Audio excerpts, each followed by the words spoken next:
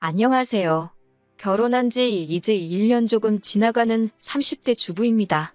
정말 다른 사람도 아니고 제가 이런 일로 남편과 싸우게 될 줄은 상상도 해본 적이 없었어요. 남편과 저는 맞벌이 부부입니다. 아직 자녀 계획도 없고 모아놓은 돈 대부분이 신혼집에 들어갔고 큰 대출까지 가지고 있는 형편이에요. 요즘 뉴스에서들 말하는 영끌족이라고 하면 이해가 빠를까 싶네요.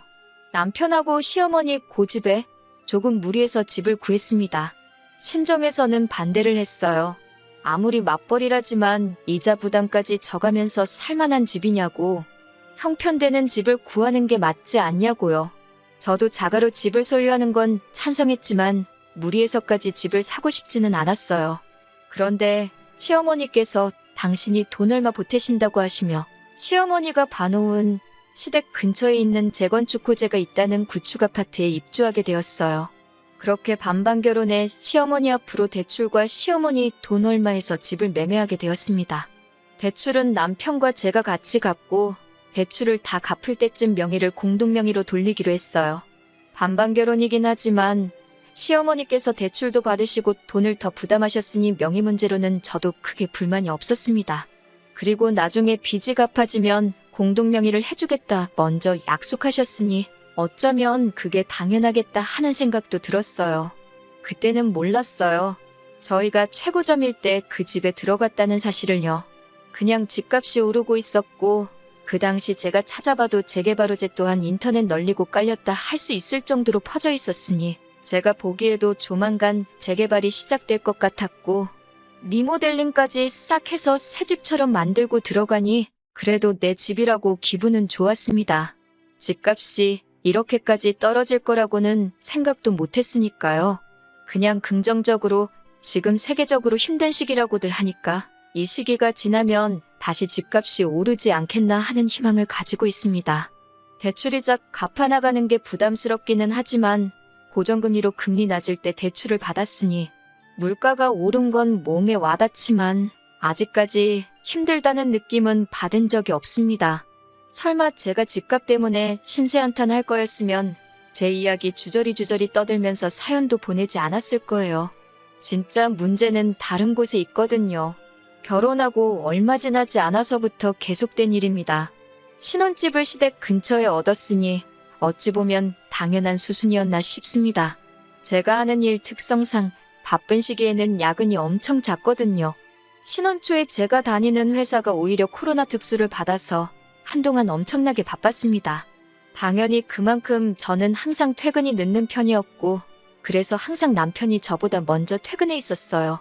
몸이 너무 힘들기는 했지만 그나마 다행인 건 저희 회사가 다행히 야근한 부분에 있어서는 수당을 제대로 지급하는 회사였다는 거죠. 첫 달에 평소보다 2배 가까이 찍힌 월급을 보니 힘들어도 참고 다녀야겠다는 생각이 들었어요. 아무튼 그렇게 일에 지쳐 돌아오면 매일같이 남편한테 고마운 마음까지 들 정도였습니다. 왜냐하면 남편이 집안일을 다 해놓았었거든요. 청소며 빨래며 분리수거도 잘 되어 있었고 심지어 가끔씩은 저녁 식사까지 준비가 되어 있었습니다. 맞벌이다 보니 반찬은 보통 집 근처 반찬 가게에서 사놓고 밥만 지어서 반찬하고 챙겨 먹거나 했었거든요. 거기에 저는 당시 매일매일이 야근의 연속이었고 저 같은 경우에 한동안 매일같이 저녁 식사는 회사에서 해결하거나 밖에서 먹고 들어왔었으니 집에서 따로 식사를 할 필요가 없었어요. 그런데 냉장고나 가스레인지 위에는 항상 찌개라든지 육고기나 생선으로 만든 소위들 말하는 메인 반찬 같은 게 항상 준비되어 있었습니다. 남편 말로는 시어머니께서 음식을 넉넉하게 하시는 편이라 저희 먹으라고 음식을 매번 그렇게 챙겨주신다네요. 그래서 매일같이 자기가 퇴근길마다 밥동량에서 먹을 걸 얻어온다고 설명을 해줬어요. 저희 먹을 게 아니라 아들 먹이려고 딱 아들 저녁 먹을 만큼만 더 하셨구나 하는 생각이 들기는 했지만 아무튼 방법이 어쨌든 간에 밥도 알아서 잘 챙겨 먹고 제가 회사 일로 늦는 만큼 남편이 집안일을 잘 해놓고 있으니 당연히 고마운 마음이 들었을 수밖에요. 저 없으면 저녁 식사도 배달 음식 시켜 먹거나 아예 거르고 다닐 거라고 생각했는데 생각보다 야무지게 잘하고 있으니 제 입장에서는 당연히 고마울 수밖에요. 그런데 이따금씩 마음속에 알 수 없는 위화감이 들기 시작했습니다. 알아서 잘 하고 있으니 더할 나위 없이 고마운데 이걸 뭐라고 설명해야 할지 모르겠는데 알게 모르게 되게 찝찝한 게 있었어요. 그리고 얼마 지나지 않아서 그 위화감의 정체를 알게 되었습니다. 회사가 언제까지 바쁠 수가 없는 노릇이잖아요. 그렇게 1년 가까이 고생을 했더니 없어지지 않을 거라 생각했던 코로나도 지나가고 자연스럽게 회사 일도 줄어들게 되었어요. 저도 이제 더 이상 야근을 해야 할 필요가 없게 되었지요. 솔직히 야근할 필요도 없던 날에도 일부러 돈 생각해서 더 일을 한 적도 있었어요. 그만큼 벌이가 쏠쏠하기는 했는데 막상 몸이 힘들었어도 돈 모이는 거 보고 참고 있었는데 이젠 더 이상 야근을 할 필요가 없다니 아직 남아있는 대출금 생각에 저는 아쉽다는 생각까지 들기도 했습니다. 아무튼 그날 그동안 고생했다고 회사에서 전 직원 회식이 있었습니다. 원래대로라면 그간 회사에서 가장 오랜 시간을 보냈던 저도 참석을 해야 했지만 신혼살림 차리고 나서 쉬는 날 제외하고는 남편하고 제대로 집에서 저녁 식사도 해본 적이 없으니 자주 해본 적은 없더라도 신혼 분위기도 내고 제가 솜씨 좀 발휘해봐야겠다는 생각이 들었어요. 그래서 회사에 사정 설명하고 저는 회식에서 빠지고 집으로 돌아갔습니다. 원래 남편에게도 회식이 있을 거라고 말은 해놨는데 일찍 들어가게 되는 것까지 굳이 알릴 필요 없겠다 싶어서 따로 연락은 하지 않고 퇴근을 했지요. 회식 일정 때문에 평소 때보다 퇴근도 이른 시간에 해서 그런지 저녁거리 할 것들 장을 보고 퇴근했는데도 시간이 이르더라고요. 그리고 집에 비밀번호를 누르고 들어왔습니다. 그런데 집안에 TV가 켜져 있고 음식을 한 냄새도 진동을 하더라고요. 그리고 주방에서 일찍 왔다는 소리와 함께 시어머니가 등장했을 때 제가 느꼈던 위화감의 정체가 바로 이거였구나 하는 걸 알게 되었어요. 사실 남편이 매번 매일같이 퇴근길에 시댁에 들려서 음식을 얻어온다는 게 사실 말이 안 된다고는 어렴풋이 생각을 하고 있었어요. 그래서 더 이상하게 느꼈던 것 같아요. 아파트가 구축이라 주차장이 세대수에 비해 엄청나게 모자라거든요. 그래서 퇴근 시간만 되면 주차 자리 가지고 아주 전쟁터가 일어나는 집이었는데 주말이면 어디 둘이서 밖에 놀러 가더라도 저녁에 주차할 자리 없다고 일찍 집에 오던 남편이 매일같이 퇴근길에 시댁에 들러서 저녁거리를 얻어서 온다는 게 말이 안 된다고 생각했었거든요. 그리고 밥도 차려 먹어야 되는데 차라리 시댁에서 저녁을 먹고 들어왔다면 모를까? 왜 굳이 그걸 집에 가져와서 먹나 싶었어요. 아니나 다를까 남편이 저녁거리를 얻어온다는 건 거짓말이었고 시어머니가 그동안 제가 야근으로 자리를 비운 동안 비어있는 신혼집에 들어와서 집안일이며 식사 준비며 다 해놓고 아들 저녁까지 먹이고 집에 가신다는 사실을 알게 된 거예요. 집안일 해놓은 것만 봐도 남편 솜씨가 아니란 걸 눈치챘어야 했는데 남편이 원래 꼼꼼한 성격도 아니고 출근할 때 들고 다니는 가방만 봐도 정리정돈 좋아하는 사람이 아니란 건 알 수 있거든요. 심지어 제 통장이나 조금 개인적인 걸 정리해두는 서랍장까지도 줄 맞춰서 정리를 해놓은 적이 있었어요. 여기까지 정리해주는 건 조금 오버하는 거 아닌가 싶기도 한 게 원래 자기 가방도 정리 안 해서 뭐가 됐든 두서없이 한 곳에다가 쑤셔박고 많은 사람이 제 서랍장 정리해놓은 거 보면 이런 재주가 있나 신기할 정도였어요. 그때 감탄을 할 게 아니라 그렇게 각 잡아놓고 정리해놓은 걸 봤을 때 이게 남편이 한 게 아니라는 걸 제가 눈치챘어야 했는데 어머님은 저를 보자마자 약간 적대적으로 나오시더라고요. 회식 간다더니 왜 벌써 왔냐는 식으로 물어보시더라고요. 회식을 안 간 건 둘째치고 제가 일 끝마치고 다른 데 간 것도 아니고 퇴근하고 제 집에 온 건데 왜 벌써 왔냐는 식으로 추궁을 당하니 기분이 참 그렇더라고요. 회식 불참하고 일찍 퇴근했다고 하니 더 캐묻지는 않으셨는데 얼마 안 지난 것 같은데 둘만 있는 게 그렇게 불편할 수가 없더라고요. 다행스럽게도 남편이 곧 퇴근을 해서 집에 돌아왔습니다. 남편도 자기보다 먼저 집에 돌아와 있는 저를 보고 적잖이 당황을 하더라고요. 말까지 떨면서 어떻게 상황을 정리해보려 하더라고요. 그리고 그동안 남편이 일에 지친 저를 위해서 불편을 감수하면서까지 해왔다고 생각했던 일들이 사실 남편이 한 건 하나도 없고 전부 다 시어머니가 하신 거라는 사실을 알게 되었어요. 설마 아닐 거라고 생각했던 게 현실이었다는 걸 알게 되니 머리가 띵하더라고요. 자기도 그동안 석연찮은 구석이 있으니 자기가 다 해왔던 거라고 저에게 포장해서 말을 해왔던 거죠. 어머니가 자식 걱정에 집에 올 수도 있는 거 충분히 이해할 수 있는 일이라고 생각하지만 그동안 남편이 저에게는 사실을 말하지 않고 거짓말을 했다는 게 더 화가 났어요. 숨길 필요도 없는 일을 가지고 사소한 거짓말을 하는 건 신뢰의 문제잖아요? 그래서 시어머니는 빼고 남편을 방으로 데리고 들어와서 이게 다 무슨 일이냐고 추궁을 했어요. 남편은 마땅한 변명거리가 생각나지 않았는지 쩔쩔매면서 어떻게든 저를 이해시키기 위해 머리를 짜내고 있더라고요. 그런데 어머님이 방문을 벌컥 열고 들어오시더니 지금 이게 뭐하는 짓이냐면서 저한테 다짜고짜 화를 내기 시작했습니다. 그러면서 저보고 이게 뭐하는 짓이냐면서 시어미가 며느리 편하라고 와서 집안일도 다 해주고 했는데 고맙다고 그 자리에서 용돈은 못 줄 망정 지아비한테 잔소리를 하는 게 말이나 되냐고 오히려 저를 나무라시더군요. 시어머니가 가세를 하니 남편도 갑자기 기가 살아가지고는 어머님 말이 맞다고 네 할 일을 줄여준 건데 고맙다고는 못할 망정 왜 나한테 큰 소리를 치냐며 대려화를 내더라고요. 두 사람이 저러고 있는데 솔직히 어이가 없었어요. 제가 뭐 그동안 밖에서 놀다 왔나요? 똑같이 맞벌이 하고 있고 회사 일 때문에 늦게 들어온 건데 당연히 제가 해야 할 집안일을 시어머니가 대신 해준 거라고 저한테 한 소리 하는 게 말이 되는 상황은 아니잖아요? 따지고 보면 팔자에도 없는 집을 사버려서 제가 야근까지 해가며 돈 버는데 혈안이 되게 만든 게 누군데 큰 소린가 싶었어요. 맞벌이 부부가 당연히 집안일은 분담해서 해야 하는 게 맞지 않느냐고 하니 어떻게 아내가 돼서 남편한테 집안일을 시킬 생각을 하냐면서 아주 세상이 거꾸로 돌아간다고 어머님께서 한탄을 하시더군요. 아무리 시어머니를 앞에 두고 있다고 하더라도 이 부분은 저도 정확하게 짚고 넘어가고 싶었어요. 솔직히 남편이 저한테 말도 하지 않고 시어머니한테 비밀번호 알려준 것도 열받지만 며느리가 아니라 식모나 마찬가지라고 대놓고 말하는 시어머니나 전부 제가 기분 나빠하고 화를 내야 할 일투성이인데 역으로 저한테 뭐라고 하고 있는 거잖아요? 그냥 내내 하고 어머님 보내놓고 남편하고 한바탕 하는 방법도 있었지만 정확하게 하고 넘어가기 위해서 목소리를 높였지요. 반반 결혼했으니까 집안일도 똑같이 반반 해야 하는 거 아니냐고요.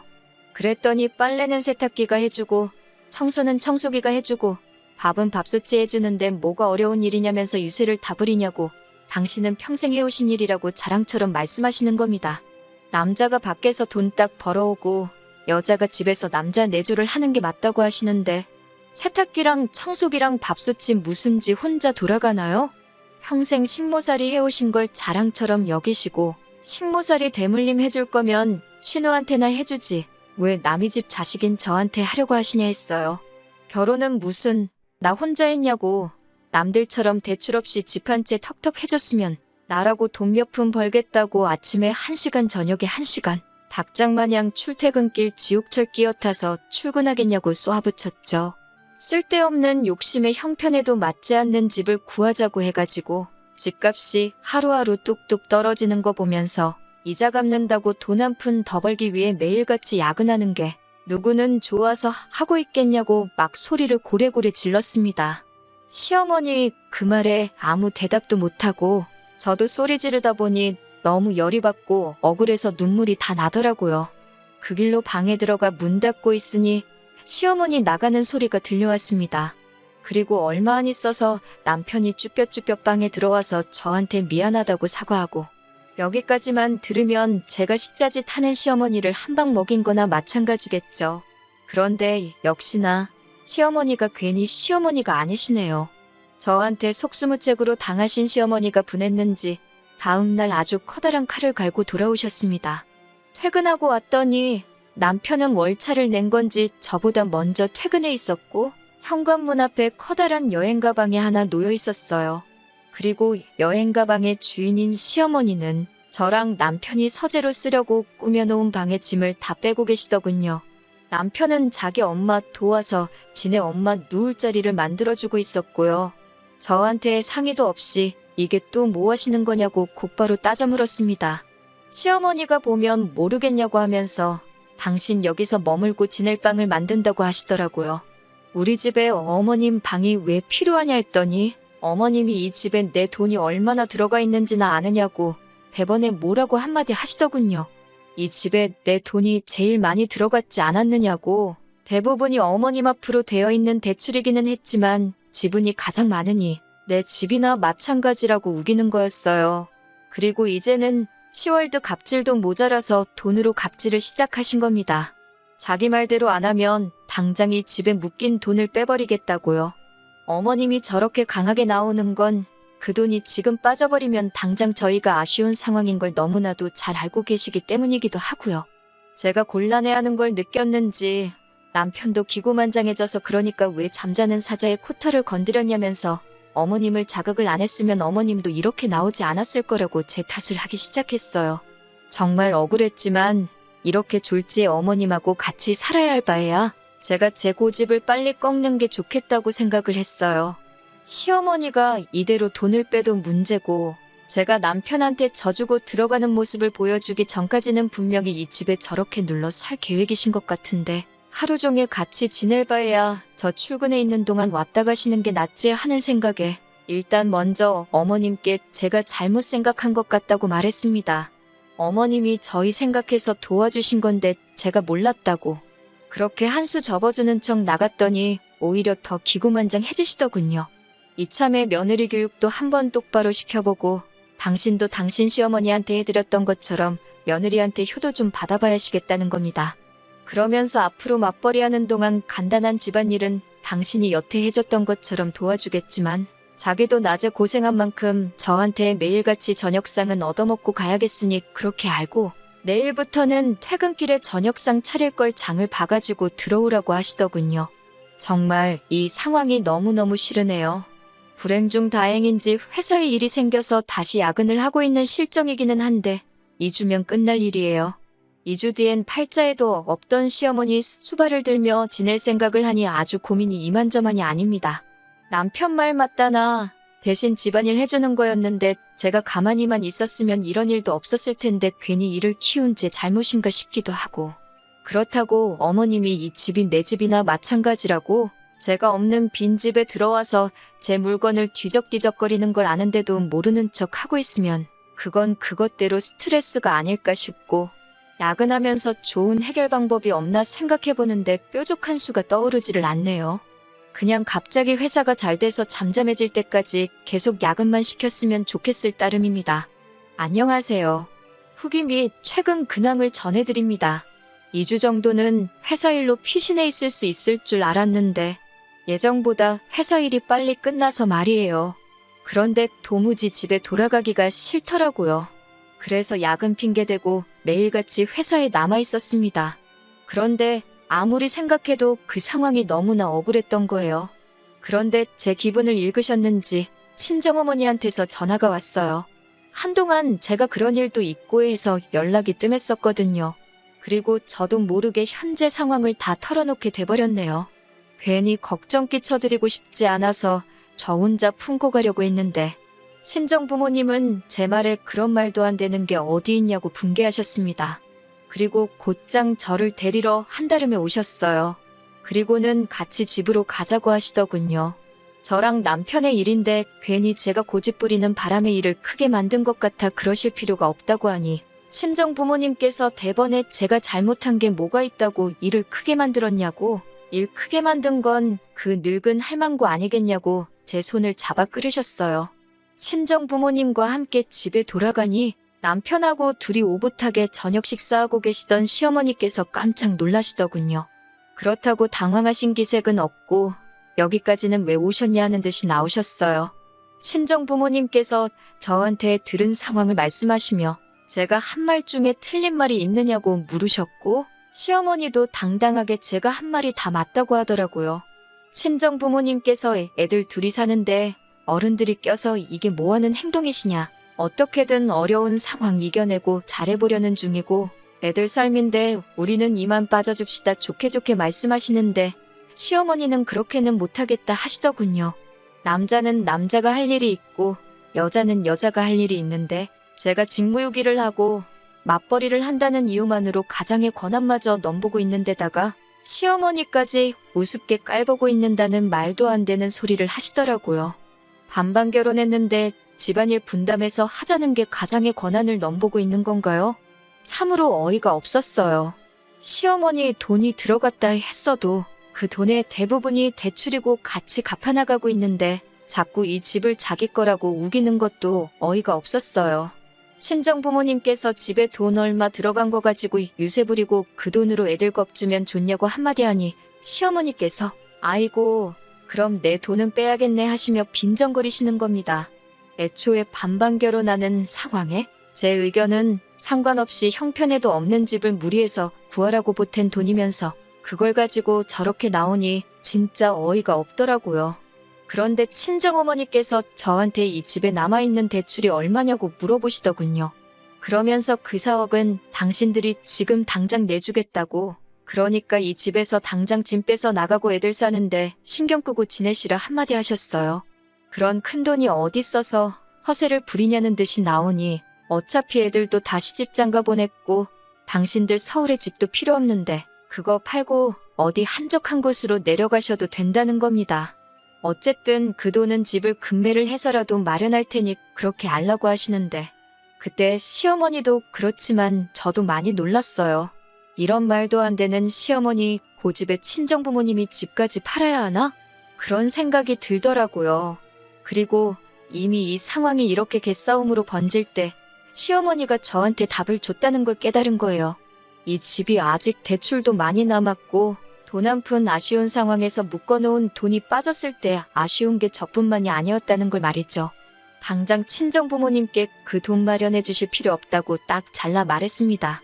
마침 시어머니, 아니 저 아줌마도 자기 짐 챙겨서 집에 들어왔는데 뭘 더 볼 게 있냐. 그냥 내가 이 집에 들어간 내 돈 빼고 내 짐 빼서 이 집에서 나가는 게 더 빠르지 않겠냐 했어요.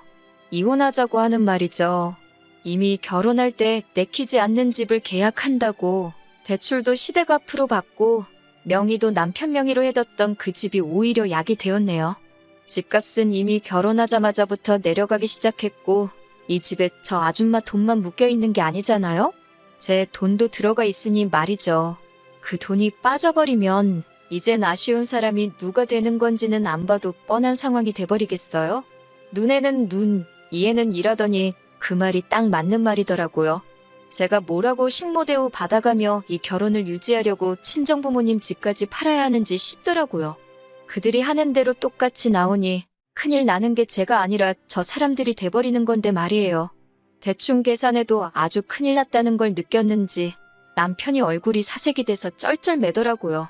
그 와중에 시어머니는 계산이 안 되는 건지 어딜 이혼을 가지고 협박하려고 하느냐며 바라던 바라고 지금 당장 돈도 빼가고 짐도 빼가고 이 집에서 썩 나가라고 하시더라고요. 남편이 새하얗게 질린 얼굴로 엄마, 가만히 좀 있어봐 하면서 말리는데 저 성질 더러운 할망구가 벌써 발동이 걸렸는데 누가 말리겠어요? 집값이 뚝뚝 떨어지면서부터 이 집의 정도 떨어지기 시작했으니 짐 싸서 나오는데 아쉬움은 하나도 없었어요. 일단 급한 짐 챙겨서 친정으로 갔더니 여기가 내 집인가 싶고 속이 후련하니 결정 잘한 것 같더라고요. 이미 이 상황에 남편이니 시어머니니 잘못했다고 내 바짓가랑이를 잡고 울어도 제 마음 바뀔 일이 없을 거라는 확신이 생겼어요. 아니나 다를까 시어머니도 남편 설명 듣고 계산기를 두드려 봤는지 자기가 아들 밥 굶고 다니고 하는 마음에 잠깐 정신이 어떻게 되었나 보다고 하면서 미안하다고 자기 짐은 벌써 뺐다고 하시면서 돌아오라고 하시는데 이미 제 마음이 굳을대로 굳어버렸는데 이제 와서 물러나면 뭐가 바뀌겠냐고 말하고 전화 끊어버렸습니다. 화를 내고 싶은데 화도 못 내고 쩔쩔매는 꼴을 보니까 어찌나 후련하던지 시어머니는 저한테 고마워해야 할 거예요. 그렇게 하고 싶어하던 아들 뒷바라지 제가 다시 할 수 있게 만들어드린 거나 마찬가지잖아요. 남편 외버리면 그 집에 대출이자까지 해서 앞으로 못해도 20년은 죽어라고 그 집에서 아들 밥 챙겨주고 빨래해주고 청소해주고 하면서 지내야 할 텐데 그 정도면 제가 거의 소원 성취해드린 거나 마찬가지 아닐까 싶네요. 고마워하라고 한 행동은 아니니까 그냥 남은 그 긴 세월 동안 내가 왜 그랬지? 하는 후회 속에 살아갔으면 싶네요. 이렇게 쉬운 걸 가지고 골머리를 썩었다니 저도 아직 한참 멀었나 봅니다.